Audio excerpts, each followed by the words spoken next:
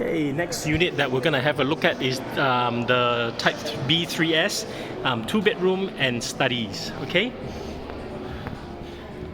So this is your kitchen and laundry area as well. Okay, very well designed, and you have the space for fridge. So fridge is actually included in this unit. Well, all units includes your fridge. Okay, so it will be, the model will be confirmed a little bit later. Okay, then you have a common toilet. Okay, once again, very spacious. This is your dining area.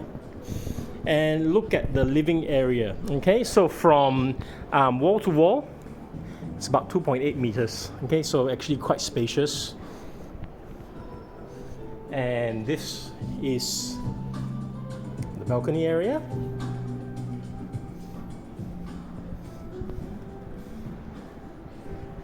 Study area. Okay, your study, and this is the common bedroom, bedroom number 2.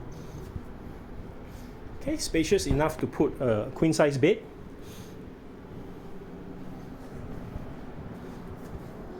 And then now to the master bedroom. Okay, also with ample space